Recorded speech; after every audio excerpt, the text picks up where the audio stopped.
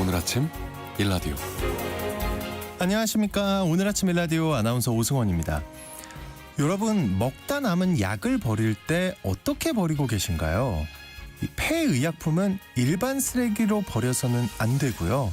그동안 수거함이 설치된 약국에 버려야 했는데요. 올해부터 이 폐의약품 회수 우편 서비스가 시행됐다고 합니다. 이 서비스는 봉투에 폐의약품이라고 쓰신 다음에 버릴 약을 밀봉해서 우체통에 넣으면 집배원이 회수하게 되고요. 보건소와 주민센터, 노인정 등에도 수거함이 비치돼 있다고 하는데요. 이렇게 집배원이 회수한 폐의약품이 올해 전국에서 4만 건이 넘게 이뤄졌다고 합니다. 작년 시범사업 때보다 3배나 그 양이 늘었다고 하는데요. 굳이 약을 우편함이나 지정된 수거함에 버려야 하는 이유가 있겠죠. 약을 일반 쓰레기로 버리거나 물에 섞어 하수구로 흘려보내면요, 환경 오염을 일으키고 생태계를 교란할 수 있다고 합니다. 무엇보다 항생제의 내성을 가진 슈퍼박테리아를 만들 수도 있다는데요. 약이 가진 특성을 생각하면 일반 쓰레기와는 달리 충분히 그런 문제가 생길 수 있겠죠. 지금까지는 잘 몰라서 아무 곳에나 버리셨더라도 앞으로는 이런 문제를 생각해서 꼭 우편함이나 지정된 수거함에 버리시면 좋겠습니다. 12월 10일 화요일 오늘 아침 일라디오 출발합니다.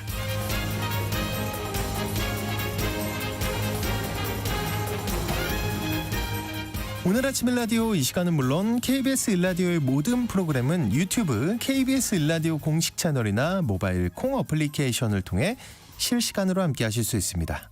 화요일입니다. 해외 농업 소식 살펴보고요. 텃밭 가이드 시간에는요, 상추가 어떤 작물인지 또 어떻게 상추를 재배해야 할지 알아보겠습니다.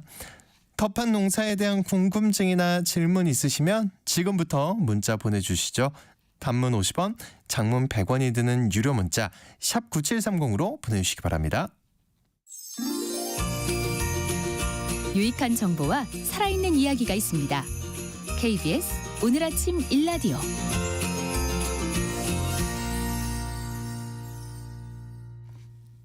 이번 주 다양한 해외 농업 소식 모아서 살펴보겠습니다. 조윤주 외신캐스터님 나와주셨습니다. 어서 오십시오. 네, 안녕하세요. 미국 농업법이 여야 대립으로 연내에 개정되기 힘들 것 같다고요? 네, 그렇습니다. 미국 농업법이 연내 개정이 어려울 것이라는 관측이 나왔습니다. 공화당과 민주당 간의 이견 대립이 뚜렷하기 때문인데요. 취약계층에 대한 영양 보충 지원 프로그램 SNAP라고 하는데 이거에 대한 예산 삭감에 대해서 양당이 서로 다른 입장을 보이고 있습니다. 미국은 보통 5년 주기로 농업 정책을 결정하는 농업법이 개정이 되는데요. 네. 상하원의 농업위원회가 표결을 거쳐서 각각 법안을 만듭니다. 상하원의 의견 차이가 큰 사안은 양원의 의원에 참여하는 합의위원회를 조성해서 최종안을 도출하는데, 이어서 대통령 승인을 받게 되면은 법적 효력이 발휘되는 그런 구조를 가지고 있습니다. 하원 농업위원회가 올해 5월 달에 공화당 주도하에 발의안을 통과시켰습니다만 상원은 아직 답보 상태라고 합니다. 상하원 간의 평행선을 긋는 쟁점도 적지 않은데, 전문가들은 2018년에 개정된 현행 농업법을 1년간 연장하고 논의를 이어간다고 얘기를 하고 있습니다. 이에 대해서 뉴욕타임즈는 5년이 아니라 농민들이 6년 된 정책에 따라서 사업 운행을 해야 되는 상황이라고 꼬집었습니다. 네. 여야가 대립하는 쟁점이 취약계층에 대한 지원 프로그램이라고 했는데 구체적으로 어떤 제도를 말하는 거였나요? 네, 취약계층에 대한 영양 보충 지원 프로그램, 앞에 말씀한 것처럼 SNAP라고 하는데요. 네. 이 예산은 2024년 기준 1,200억 달러, 우리 돈으로 169조 원이 넘습니다. 미국의 농업 관련 예산 가운데 가장 큰 비중을 차지하고 있는데, 이 예산은 취약계층이 식료품 가게에서 농산물, 육류, 유제품 등 이렇게 기본적인 농산물을 구매할 수 있도록 카드를 지원하는 겁니다. 우리나라에 있는 농식품 바우처가 이 제도를 벤치마킹한 거라고 하는데요. 지원 금액이 2014년 기준 1인당 292달러, 그러니까 40만 원 조금 넘고요. 4인 가구 기준으로 975달러, 우리 돈으로 137만 원 정도 됩니다. 그러니까 소득과 근로 가능 여부에 따라서 지급이 이렇게 달라지게 되는 건데 노인과 장애인 등 취약계층에게는 좀 더 느슨한 기준, 그러니까 좀 더 많은 지원이 가는 겁니다. 공화당 측에서는 이 예산을 줄여야 된다라고 주장을 하는데요. 민주당은 반발하고 있습니다. 공화당 측 주장은 근로 가능 연령 상한선을 현행 54세에서 좀 더 높여야 된다. 그러니까 좀 더 나이가 많은 사람들에게 줘야 된다라고 얘기를 하고 있고 그래서 조건을 좀 까다롭게 만들자라고 주장을 하는데 민주당은 저소득층, 노년층의 빈곤이 더 심해질 수 있다면서 지금 기준을 지키는 것이 맞다 이렇게 주장을 하고 있습니다. 한편 민주당은 기후위기 그리고 공화당은 경영안전망에 좀 더 주안점을 두고 예산 확보전을 벌이고 있는데요. 공화당은 인플레이션 감축 법안의 불용 예산인 약 130억 달러를 보험 등 경영안전 프로그램으로 사용해야 된다라고 주장을 하고 있고 민주당은 지금 취지에 맞게 환경 보존에 투입하자고 목소리를 내면서 완전히 시각이 서로 그러네요. 다릅니다. 네. 아예 다르네요. 맞습니다. 예. 그러니까 똑같은 돈인데 용도가 서로 다르게 얘기를 하는 건데 탄소 흡수 작물을 심도록 권장하는 토양 보존 프로그램 그리고 온실가스 배출 줄이는 기후 스마트 농업 연구 등에 좀 더 돈을 써야 된다는 것이 민주당 입장입니다. 전문가들은 양당 모두가 그것보다는 가격 손실 보상 제도 지급 단가를 인상하는 등 경영한 이 전망을 좀 더 강화해야 얘기를 하고 있는데요. 사실 전반적으로 지금 모든 것이 생산비가 오르고 있습니다. 그러니까 이거를 해결할 부분에 대해서 노력을 해야 되는 거지 어디다 돈을 좀 더 많이 줄까 이걸로는 해결이 안 된다는 겁니다. 자, 그런가 하면 유럽연합과 남미 공동시장이 자유무역 협정인 FTA 협상을 마무리했는데요. 네. 이 유럽의 농업 국가들이 이 협상을 강력하게 반대한다면서요. 네, 뭐 얼마 전에도 제가 말씀을 드렸습니다만 프랑스 농민 비롯해서 일부 유럽연합 회원국들이 유럽연합과 남미 공동시장 메르코스르 간의 FTA 자유무역협정을 강력하게 반대하면서 협정이 실제 발효되기까지 상당한 진통이 예상이 되고 있습니다. 유럽연합과 남미 공동시장이 현지 시각으로 6일 날 우루과이 몬테비오에서 열렸던 이 정상을 계기로 해서 FTA를 무려 25년 만에 마무리하게 된 겁니다. 이 협상이 25년이 걸렸어요? 네. 예. 쟁점이 많고 말씀인 것처럼 농민들이 워낙 반대가 심해가지고 시간이 굉장히 오래 걸렸는데 어쨌든 이번에 협상이 마무리가 되면서 7억 명의 인구의 전 세계 총 생산 GDP 25% 차지하는 거대 단일 시장이 탄생하게 된 겁니다. 메르코스르는 브라질, 아르헨티나, 파라과이, 우루과이가 이 무역 장벽 철폐를 해서 1995년에 만든 공동 시장이고요. 베네수엘라는 2012년 가입했다가 지금은 정치적 문제 때문에 회원 자격은 정지가 됐습니다. 특히 메르코스르 회원국들은 농축산물 그리고 유럽 회원국들은 자동차 비롯한 공산품 수출이 증가할 것으로 기대를 하고 있고요. 연간 유럽에서는 40억 유로 정도 관세 절감 효과가 있을 것으로 기대를 하고 있습니다. 유럽연합 집행위원장은 이번 협정은 유럽의 승리다라고 평가하면서 엄청난 비즈니스 기회를 만들어줄 거라면서 축하했습니다. 네, 지난번에도 한번 전해드렸던 것 같은데 남미에 값싼 농산물이 수입이 되면 유럽 농민들이 타격을 입을 수 있다 이렇게 우려하는 거잖아요. 네, 맞습니다. 이 폴란드와 프랑스, 이탈리아 등 일부 유럽 국가들은 농업 부분에 미칠 영향에 대해서 굉장히 걱정하면서 FTA를 반대를 하고 있는데요. 유럽 내 제1 농업 국가인 프랑스의 반발이 가장 거셉니다. 최근에 사임한 소피 프리마 무역 담당 장관은 프랑스만이 아니라 이탈리아도 이 자유무역협정 FTA를 반대에 동참했다면서 연대 세력들과 합세해서 FTA 최종 서명을 막아내겠다라고 입장을 밝혔습니다. 서명이 되기 전이니까 지금. 네, 맞습니다. 예.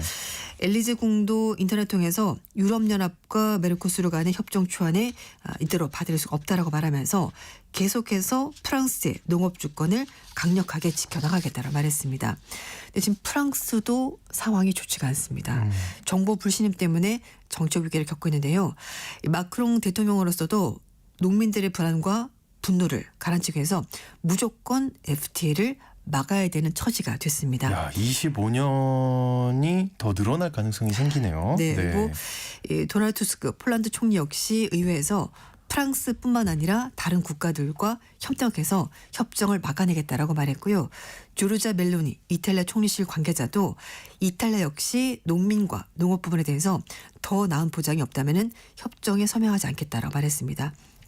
그러니까 이 나라들이 주장하는 것은 유럽연합 차원에서 서명한 것이기 때문에 각 개인 국가들은 이걸 찬성할 수가 없다라는 주장인 겁니다. 유럽 최대 농업협동조합 생산단체인 코파코게카 측에서는 성명을 통해서 농업계 우려가 현실이 됐다면서 특히 소고기, 가금류, 설탕과 같은 민감 부분에서 이렇게 남미 국가들로부터 오는 저가 제품이 유입이 되면은 시장이 포화 상태가 될 것이고 농가들의 소득 손실이 더 커질 수밖에 없다라면서 반대 입장 밝히고 있고 현지 시각으로 9일부터 협정 반대 행동에 나서겠다고 밝혔습니다. 근데 반면에 이번 FTA 타결을 환영하는 유럽 국가들도 있다면서요. 네, 그렇습니다. 각 유럽 국가들마다 주력 산업이 다르기 때문입니다. 그렇겠죠. 말씀인 네. 것처럼 프랑스, 폴란드, 이탈리아는 농업 국가인데 또 다른 나라들은 자동차, 독일 같은 자동차 만들잖아요. 그래서 이렇게 남미 지역으로 새로운 시장이 열렸기 때문에 기회가 된다라고 얘기를 하는 겁니다. 그래서 독일 비롯한 일부 국가들은 이번 FTA 타결에서 굉장히 반색하고 있는데요. 자동차, 기계, 화학제품 등 효자 수출 산업의 위기 때문에 어려움을 겪고 있던 독일은 유럽의 그 어떤 국가보다도 이번에 FTA를 간절히 바랬었습니다. 올라프 숄츠 독일 총리는 FTA 체결로 7억 명이 넘는 사람들에게 자유시장 그리고 더 많은 성장과 경쟁력이 생길 것이라면서 기대감을 표시했고요. 남미와 FTA 찬성하고 있는 스페인 정부는 물론 소고기 같은 일부 분야가 피해를 볼 수 있지만 와인, 올리브유 같은 다른 품목에서는 충분히 생산이 있다면서 FTA가 전략적으로 필요하다 이런 입장입니다. 네. 올해 특히 와인과 관련된 소식들이 많았던 것 같은데요. 네. 세계 와인 생산량이 무려 1961년 이후에 가장 적을 것 같다고요. 그렇습니다. 이 국제 와인 기구가 발표한 내용인데요. 2024년 올해 주요 29개 국가의 와인 생산량이 2억 2,700만 헥토리터로 2억 3,500만 헥토리터 이를 것으로 전망이 되면서 전 세계 생산량의 85% 차지하게 되는데 이것이 말씀하신 것처럼 1961년 이후 가장 적은 생산량이 된다고 합니다. 이 보고서를 봤더니 북반구와 남반구의 기후적 도전이 전 세계 생산량의 감소 원이다라고 설명을 하고 있고요. 예상 추정치는 기후변화 때문에 유럽연합 지역의 와인 생산량이 좀 복잡한 상황이 됐다. 기후 혼란이 드러나는 것이다라고 설명을 했습니다. 작년과 마찬가지로 극단적이거나 비정상적인 기후현상이 전 세계 와인 생산에 주요한 영향을 미치고 있다고 하는데요. 서리가 너무 빨리 내리거나 비가 갑자기 오거나 아니면 가뭄이 너무 장기화되면서 이 포도 생산에 부정적 영향이 생기고 있다는 겁니다. 유럽의 생산량은 세계 총 와인 생산량의 60% 차지하고 있는데 전년 대비 11% 감소했고요. 현재 추세라면은 유럽의 생산량이 21세기 들어서 가장 낮은 수준까지 떨어질 것으로 보입니다. 현재 유럽에서 평균 수준에 근접한 와인 생산량을 유지하고 있는 곳은 헝가리, 폴란드 딱 두 나라뿐이라고 합니다. 최근에 이 프랑스에서 생산이 많이 줄었는데요. 23% 감소할 것으로 예상을 하고 있고 와인 산업에서 가장 큰 폭의 감소가 바로 프랑스에서 발생했습니다. 프랑스가 특히 악천후에다가 여러 가지 질병 때문에 영향을 받고 있고요. 이탈리아는 작년에 저조한 생산량에서 약간 회복하면서 프랑스를 제치고 생산량은 좀 더 많아졌다고 합니다. 남반구는 세계 와인 생산량의 20% 차지하고 있는데요. 생산량이 20년 만에 가장 적은 수준까지 떨어지게 됐다고 합니다. 국제 와인 기구의 관계자에 따르면 변동성이 증가하고 있고 남반구 국가들이 북반구 국가에서 문제가 발생했을 때 부족분을 보충할 수 없는 상황이라고 설명했는데요. 와인 산업은 기후변화 그리고 지속가능한 정도에 따라서 여러 가지 도전을 받고 있어서 대응 방안을 찾아야 된다고 하는데 이게 농사니까 사실 찾는 게 쉽지가 않습니다. 네, 기후 변화가 문제인데 이거 그렇죠. 어떻게 대응을 할까요? 네. 국제 와인 기구에 따르면 미국과 헝가리, 조지아, 몰도바 등 일부 동유럽 국가를 포함해서 소수 지역만 더 유리한 기후 조건을 누리고 있고 그래서 이 지역들만 평균 또는 그 약간 이상의 생산량을 달성하고 있다고 설명했습니다. 기후 변화로 인해서 또 이득을 보는 나라도 생기네요. 네. 네. 왜 우리나라도 사과를 뭐 경상북도 이거 키우다 요즘 강원도로. 그러니까 강원도 지역은 또 새로운 작물이 생기게 되는 거죠. 자, 한편 국제 와인 기구가 중국을 회원국으로 받아들였다는 소식 들어와 있네요. 네, 그렇습니다. 이렇게 이제 새로운 와인을 생산하는 나라도 등장하게 되는 그렇군요. 건데 예. 네. 국제 와인 기구가 지난달 14일 날 중국의 회원국 가입 신청을 공식적으로 수락을 했습니다. 중국 정부 측에서 5월 달에 신청서를 제출했고요. 6개월가량의 검증 과정을 거쳐서 이번에 정식으로 회원국에 가입이 된 거라고 하는데요. 1924년에 국제 와인 기구가 만들어졌고 이제 100주년 이후 첫 번째로 신규 회원국이 탄생하게 된 그렇게 겁니다. 된 겁니까? 네. 예. 굉장히 까다로운 조건을 통해서 그러네요. 통과가 된 건데 100년 네. 더 걸렸네요. 예. 맞습니다. 중국은 세계에서 세 번째로 큰 포도밭 면적을 가진 국가가 됐고요. 세계에서 8번째로 큰 와인 소비국이 됐고 세계 최대 생식용 포도 생산국이 됐습니다. 그래서 이번에 중국 가입으로 국제 와인 기구의 회원국 수는 51개 국가로 늘어나게 됐고 조직의 대표성은 세계 포도밭 면적의 85%를 달하게 됐습니다. 네. 중국을 받아들이는 게 어찌 보면 당연했네요. 네, 왜냐하면 이제 앞에 말씀한 것처럼 면적도 점점 줄어들고 생산량이 줄어들다 보니까 어떤 다른 나라가 필요했던 것 같습니다. 예. 플라스틱 컵이 목에 걸린 외가리의 모습이 공개돼서 안타까움을 사고 있다면서요. 네. 예. 이 환경 오염이 얼마나 심각한지를 적나라하게 보여주는 사진 하나 공개가 됐는데요. 브라질의 수의사이자 생물학자인 제퍼슨 파이어스가 운전하던 도중에 목에 플라스틱 컵이 걸려 있는 채 에? 있는 외가리의 모습이 발견이 된 겁니다. 외가리라는 새는 아시죠? 목이 굉장히 깁니다. 네. 근데 그 한가운데 플라스틱 컵이 걸려가지고 목이 이렇게 불룩하게 된 모습이 포착이 된 건데 네. 사진을 보면 외가리의 목 한가운데 플라스틱 컵이 세로로 그대로 꽂혀 있습니다. 컵의 형태와 색깔까지 그대로 드러났다고 하는데요. 파이어스의 얘기로는 쓰레기 수거 시스템이 있는 대도심에도 불구하고 쓰레기를 잘못 배출하고 여기저기 버리다 보니까 이걸 야생동물이 먹게 돼서 벌어진 일이다라고 이해하고 있는데 플라스틱 사용을 줄이면 이런 일이 덜 발생하겠지만 사람들은 환경에 무관심하고 이게 늘 쓰는 거다 보니까 이런 일이 벌어질 거 전혀 생각을 못했는데 이 새가 앞으로 얼마나 살 수 있을지 모르겠다면서 이 컵을 그 당일날 삼킨 것 같다라고 이 수의사가 말했습니다. 이 수의사가 지역의 야생동물센터와 함께 이 새를 구조하기 위해서 지금 노력을 하고 있다고 합니다. 네, 반드시 좀 구조했으면 좋겠고요. 네. 눈에 보이지 않는 곳에도 이런 일이 굉장히 많을 것 같은데 쓰레기 배출 처리를 좀 잘했으면 좋겠습니다. 네. 다양한 해외 농업 소식 모아서 살펴봤습니다. 지금까지 조윤주 외신캐스터와 함께했습니다. 오늘 말씀 고맙습니다. 네, 감사합니다.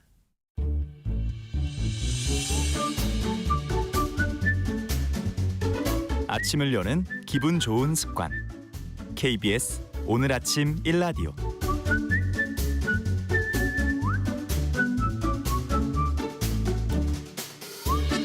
도시농부들의 텃밭 가이드 수원 씨앗도서관의 박영재 관장님과 함께합니다. 관장님 어서 오십시오. 네, 안녕하세요. 네, 여러분 오늘 텃밭과 관련해 궁금한 점이 있으시면요. 단문 50원, 장문 100원이 되는 유료 문자 샵 9730으로 지금 문자 보내주시기 바랍니다. 자세하게 답변해 드릴게요.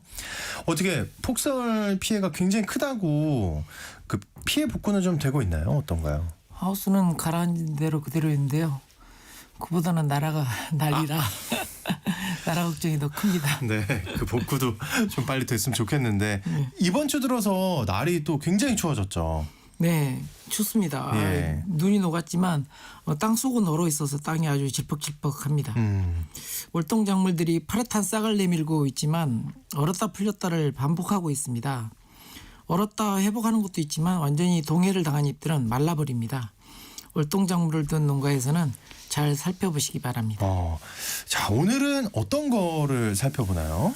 오늘은 지난번 예고 드린 대로 상추에 대해서 알아보겠는데요. 네.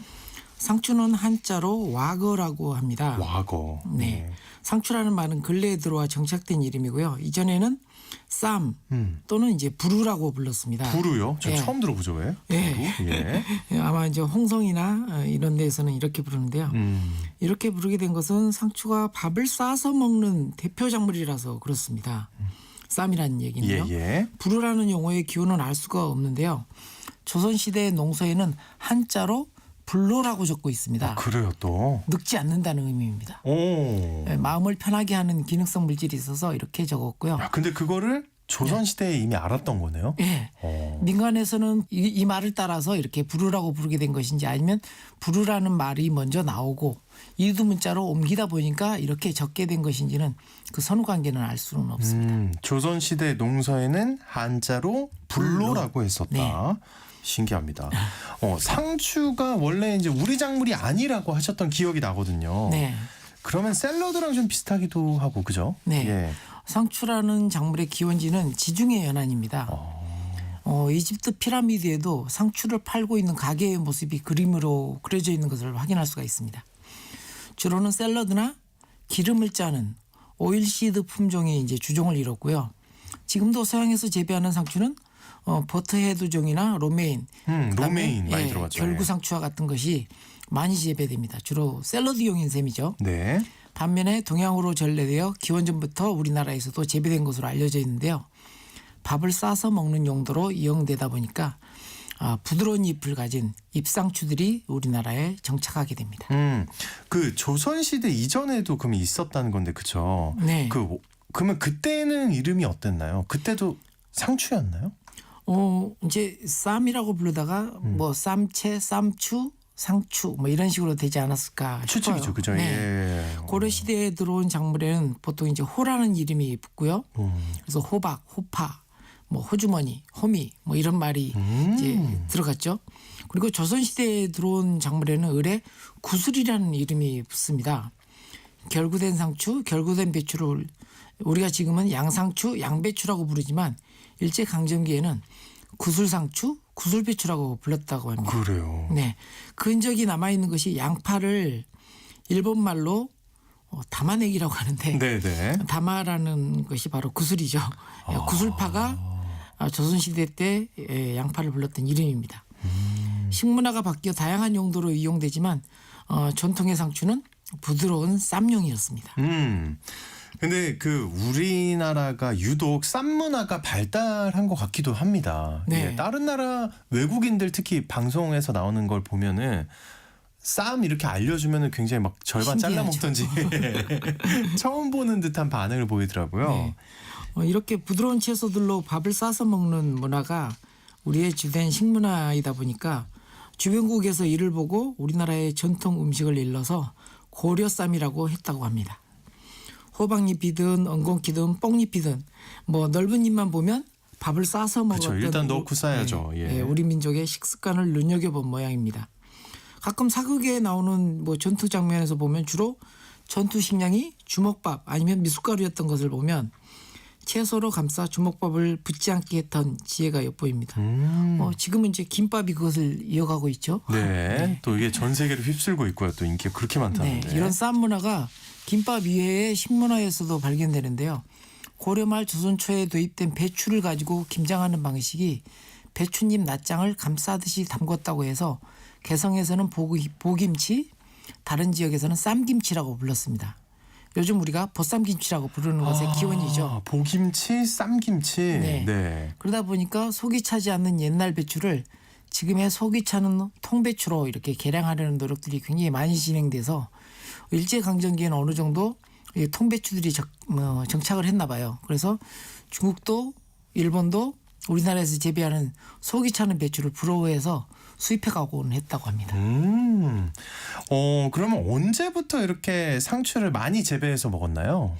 우리나라에서 상추를 상업적으로 본격 재배하기 시작한 계기는 86 아시안게임, 88 올림픽을 기점으로 외국에게 우리나라가 이렇게 잘 산다는 것을 보여주기 위해 육식 문화를 확산시키면서부터라고 합니다. 다양한 품종이 보급되기 시작했습니다. 지금도 잘 알려진 적춘명 상추는 서울 뚝섬 인근에서 재배하던 토종 적상추의 품종이고요. 논산에서 수집된 맥고지 상추는 지금은 시판하지 않지만 대표적인 토종 청상추 품종입니다. 이번에 나눔할 토종 상추는요, 바로 이 맥고지 상추인데요. 네. 시판하지 않는 상추군요. 네. 예. 다시 말씀드리지만 벌써 문자 보내서 신청하지 마시고요. 1월 초에 신청하시기 바랍니다. 네. 설날 이전에 받아보실 수 있도록 보내드리도록 하겠습니다. 네, 저희가 신청 기간에 맞춰서 안내를 해드리겠고요. 지금 미리 신청하신다고 드리는 게 아닙니다. 1월 초에 신청 안내 드린다는 말씀 다시 한번 드리면서 이 맥꼬지 논산에서 수집된 맥꼬지 상추 이건 어떻게 생겼고 또 맛이 어떤지 저도 궁금한데요. 시판이 안 된다고 하니까. 네, 꽃을 피우기 위해 올라오는 추대가 늦어서 영양 관리를 잘할 경우에 한 여름에도 출하할 수 있을 정도로 출하 기간이 아주 긴 상품에 해당합니다. 네. 최근 상추를 전문으로 한 농가에서 제가 이 상추 이야기를 하니까 이 품종의 이름을 기억하고 계셨습니다. 그 상추 씨앗을 주면 다른 상추 안 심겠다고 할 정도로 유명하고 품질이 좋았던 것으로 보입니다. 예. 논산의 맥꽃마을이라는 곳에서 한 농가에서 선발해서 이렇게 재배하기 시작했는데 품질이 너무 좋아서 마을 사람들이 씨앗을 외부로 퍼뜨리지 말고 우리 마을에서만 심자 이런 식으로 결의를 했다고 합니다. 아 그래요. 네. 예. 하지만 이런 카르텔은 깨지기 십상이라서 뭔가 배신자가 있었나요? 네, 야밤에 다른 마을에서 상추를 뽑아가기도 하고요. 세상에. 예. 또 다른 마을에 있는 친척들한테 씨앗을 이렇게 나눠주기도 하고 하면서 결국 외부로 퍼지게 돼서 그 명성이 알려지는 계기가 되었다고 합니다. 네. 아 너무 재밌습니다. 그 상추 재배는 어떤가요? 다 비슷한가요? 어떤가요? 상추 재배는 밑거름이 중요합니다. 밑거름이 충분해야 오래 수확할 수 있거든요. 그래서 밑거름이 부족하면 꽃을 피우기 위해 추대를 합니다. 이렇게 추대를 하게 되면 씨앗을 준비하기 위해 모든 양분이 꽃대로 몰려서 상추잎은 맛이 억세지고 또 맛도 떨어집니다. 물론 이런 이제 꽃대를 수확해서 껍질을 깐 다음에 꾸덕하게 말려서 나물로 먹기도 합니다. 우리가 식당에서 먹는 궁채나물이 바로 그게 이것이고요. 이거예요? 네. 그리고 꽃대와 잎이 달린 상태에서 이렇게 절여서 겉절이 김치를 담그기도 합니다. 아주 쌉쌀하니 아주 맛있습니다. 네네. 와 신기합니다. 다음 주는 어떤 작물을 소개해드릴지 한번 기대해 주시기 바랍니다. 네, 저는 마지막에 그 논산의 맥꽃마을 분들의 그 결이 그게 깨졌다는 그 스토리가 사실 이제 그분들 입장에서 속상할 수 있는데 네. 우리가 듣기엔 좀 재밌었다 하는 생각이 들고요. 저도 기대 많이 해보겠습니다. 자, 이제 청취자분들이 보내주신 사연과 질문 살펴볼게요. 지난주에 답변 못 해드린 것부터 저희가 살펴보겠습니다. 0432님. 풀과 적치물을 치우고 난 자리에 부식토 위에 퇴비 없이 작물을 재배할 건데 이거 어떨까요? 잘 자랄까요? 하고 물어주셨어요. 네, 그러니까 상추 재배에서 밑거름이 중요하다고 말씀드렸듯이 이렇게 부식토 위에 바로 작물을 심게 되면 부식토란 얘기는 탄소질이 많은 그 토양이거든요. 네. 그래서 질소질이 좀 부족하게 되잖아요. 그렇게 되면 추대를 빨리 합니다. 이런 상추의 경우는. 그리고 열매의 경우도 열매가 부실할 수가 있어요. 그래서 질소질의 거름을 부식토가 충분하다고 하면 질소질 거름을 투여해서 작물을 재배해야 원활하게 수확기도 연장시킬 수 있고 작물 성장도 기대할 수가 있습니다. 근데 그 탄소질이 쫙 깔려 있는 상태에서 질소질의 퇴비를 어느 정도를 추가를 해야 되는 거예요? 대략적으로라도? 보통 이제 항상 얘기할 때 11대 1 정도로 얘기를 합니다. 질소질 거름도 이제 부숙이 된 그런 형태로 주는 게 좋고요. 아니면 이제 우리가 유기질 퇴비로서 그 질소질이 가장 많다고 할 수 있는 유박 거름 이거 정도를 뿌려서 이렇게 재배를 하셔야 합니다. 11대 1의 비율로. 네. 0033님 고양시입니다. 날씨가 더워서인지 마늘 싹이 7cm 정도 컸는데 어떻게 보온을 해줘야 할까요? 양파도 또 많이 컸는데 이것도 보온 방법 알려주세요. 물어봐 주셨어요. 네, 고양시면 좀 위쪽인데? 위쪽인데 지금 한 지역 마늘을 심으셨으면 싹이 아직 안 났을 거거든요. 아무래도 싹이 7cm 정도 컸다는 얘기는 난지형을 심으신 모양이에요. 네, 한 지역은 아직 아무리 날이 푸져도 이렇게 싹이 올라오지는 않거든요. 네, 그래서 지금 이렇게 난지형이라고 한다면 마늘싹이 이렇게 또 양파도 이렇게 많이 컸다고 한다면 왕겨라든지 또는 낙엽으로 이렇게 덮어주시는 게 필요합니다. 뭐 싹을 덮어도 상관없습니다. 그래요? 네. 네. 또 이제 이른 봄에 또 다시 이렇게 낙엽을 걷어내면 다시 또 싹이 올라오거든요. 그래서 그렇게 하시고요. 그렇지 않으면 싹이 아까워서 싹을 보존한 상태에서 보온을 하고 싶으시면 활대를 이렇게 꽂으시고요. 네, 그 터널 형태로 활대를 꽂으시고 그 위에 부직포가 있습니다. 하얀색 부직포. 부직포를 이렇게 덮어서 보온해 주시면 통기성도 있으면서 보온 효과도 기대할 수가 있습니다. 근데 여기저기서 그러니까 한 몇 주 전부터 관장님이 낙엽으로 보온하는 거 얘기를 많이 하셨는데 네. 제가 문득 든 생각이 낙엽이 부족하지 않을까 이제는. 예. 저희 아파트 단지에서만 하더라도 이렇게 마대부대 큰 거 있잖아요. 50리터짜리 이상이 예. 되는 그런 걸로 거의 뭐 한 100개 이상 이렇게 쌓여 있더라고요. 쌓여 있어요. 예. 아. 그리고 모아놓고 있으니까 그런 거 이제 가져가셔서 밭에다 두고 보온재료도 활용하시고 나중에 걷어내서 또는 이제 한 군데 쌓아놨다가 퇴비로 이렇게 활용하게 되니까 적극적으로 활용했으면 좋겠습니다. 네. 그것을 활용하지 않으시면요 다 소각용으로 태워버리거든요. 너무 아깝잖아요. 네네. 굉장히 다양하게 활용할 수 있으니까 조금 발품을 파는 게 어떨까 하는 생각이 드네요. 한상민님. 밭 주변에 소나무가 많아요. 올해 옥수수, 고추 등을 심었는데 곡식이 잘 안 되더라고요. 이런 곳에 어떤 작물을 심어야 좀 잘 되는지 궁금합니다 하고 물으셨어요. 네. 소나무 그늘에 작물이 들어가는지 작물에 그늘을 들이워서 문제인지 아니면 소나무가 떨구는 이제 갈잎 때문에 미치는 영향인지는 좀 그 상황을 봐서는 잘 모르겠는데요. 네. 소나무 잎을 이제 갈잎이라고 그러거든요. 이게 이제 산성화를 시켜요.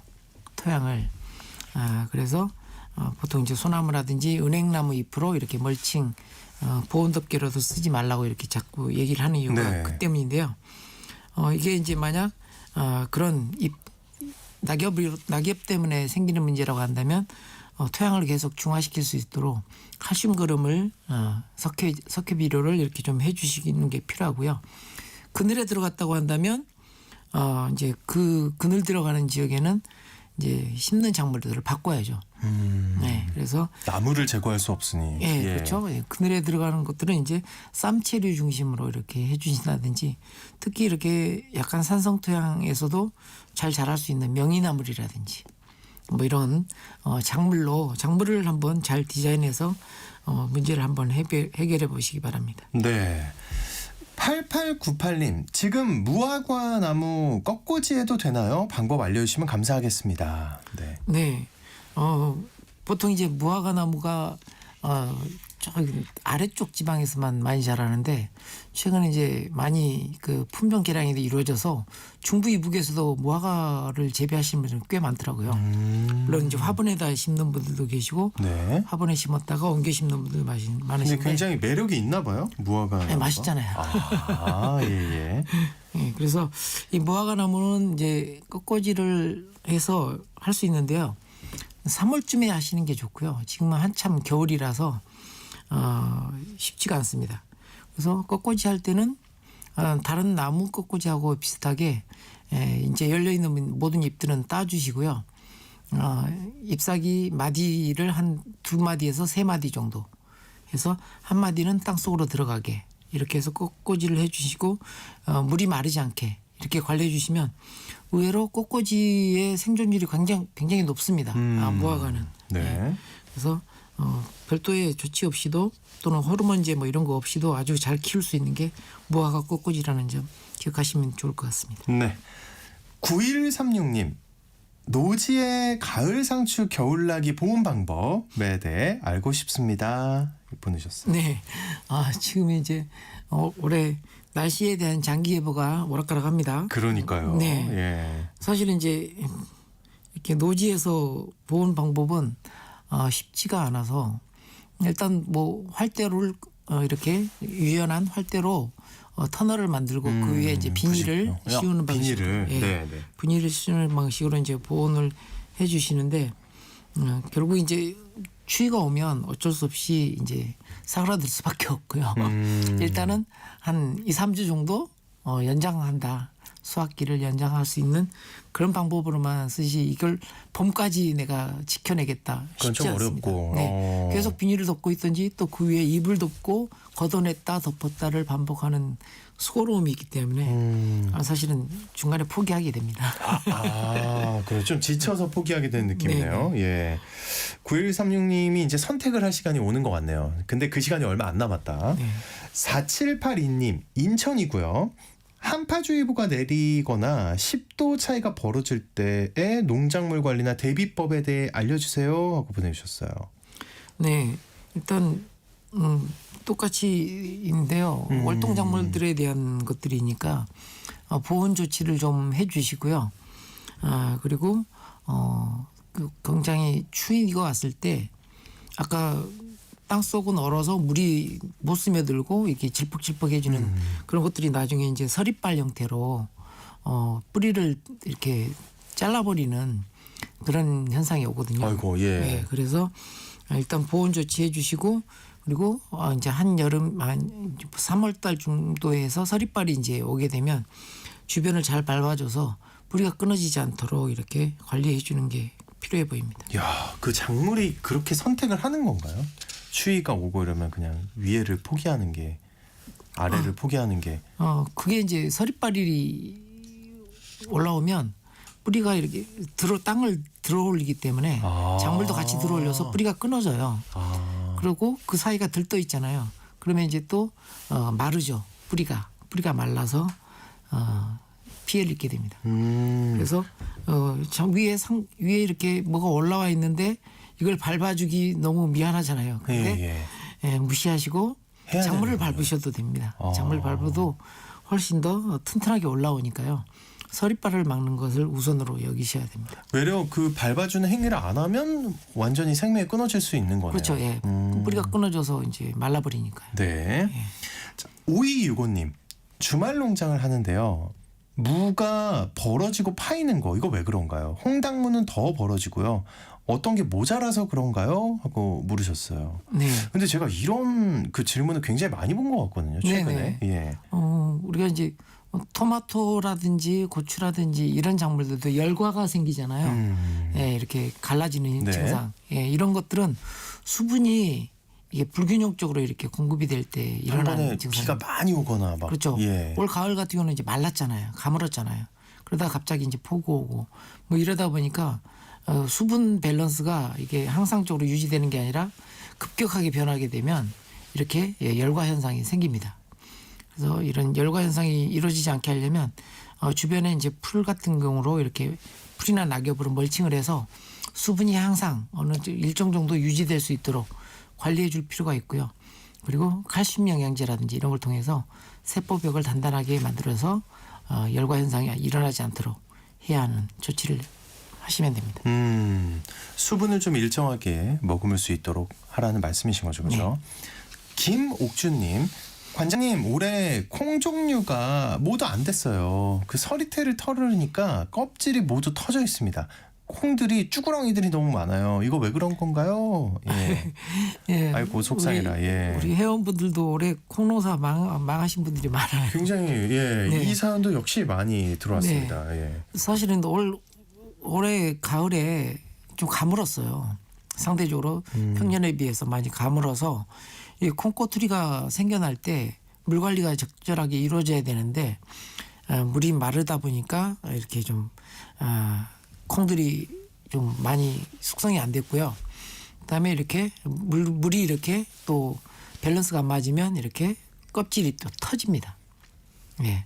이 껍질이 터진다는 얘기가 꼬투리가 터진다는 얘기가 아니라 콩 열매 안에 보면 이제 종피라고 있어요. 껍질.